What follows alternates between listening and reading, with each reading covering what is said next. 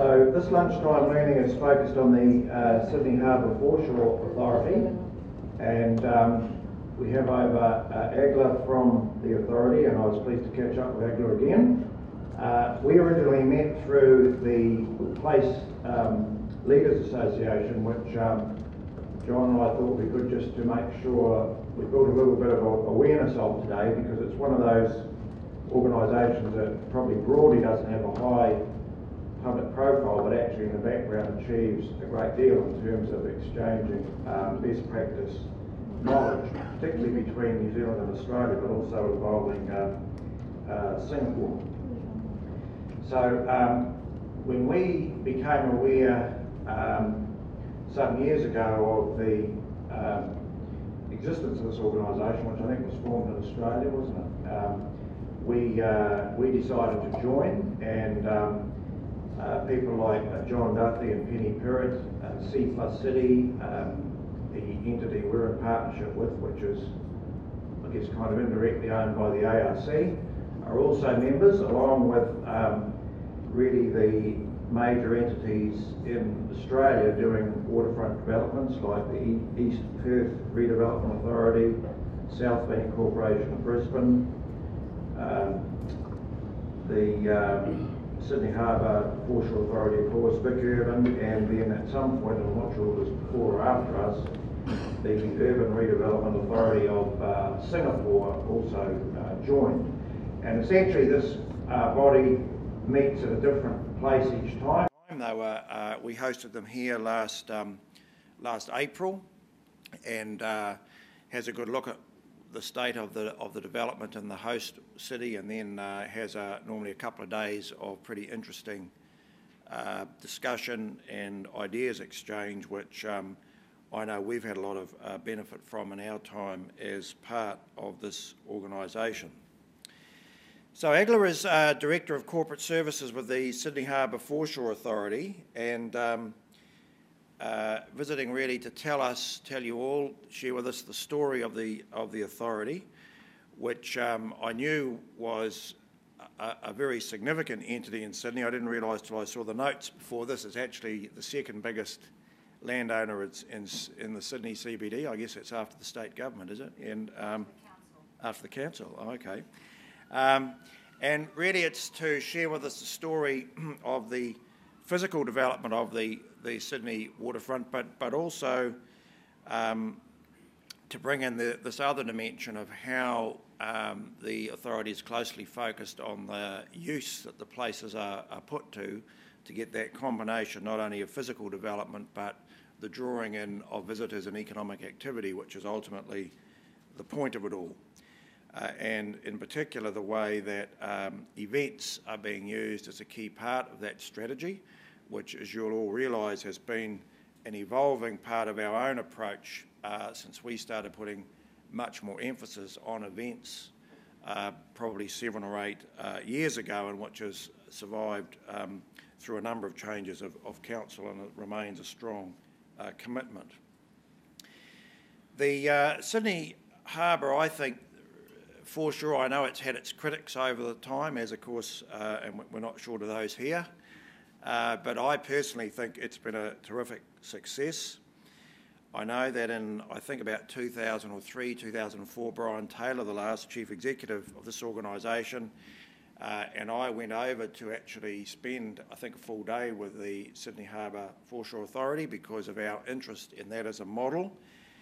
We were at that point in the early stages of our own organisational thinking about what became known as Development with Vision and the Property Enterprise Board. We were also trying to progress the Marine Events Centre concept, which finally, 5-6 years later, is about to start. And we knew that we would soon be approaching the complicated problem of how we tackle the redevelopment of Wynyard Quarter, or what we all probably thought of then as Tank Farm.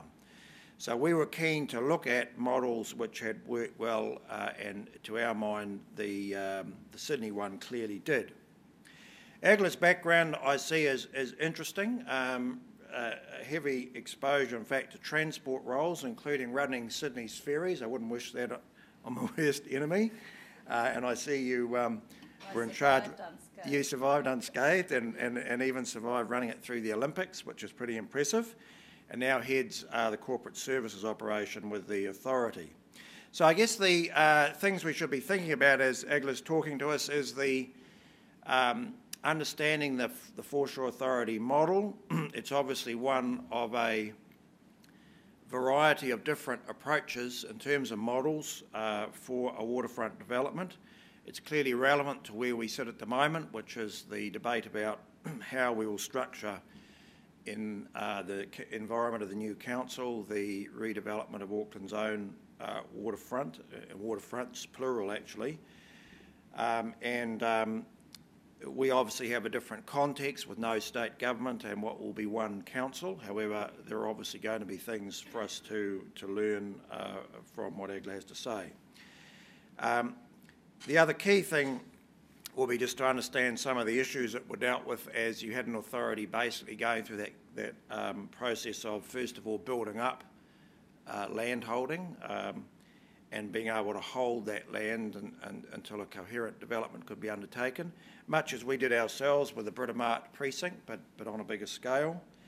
And then making sure that that land is developed and both the private sector development is leveraged off, and also every opportunity is taken with the public spaces to create good quality areas that promote use and visitors. And so that sort of thinking is what clearly is very highly relevant to us as we go through the Wynyard Quarter redevelopment and on from there.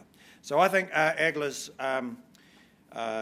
session today will be a great opportunity to learn something that's directly relevant, very much on our horizon. It's an opportunity to see how others have done it and, of course, to learn from their own learnings, of which I'm sure there were many as well. So welcome.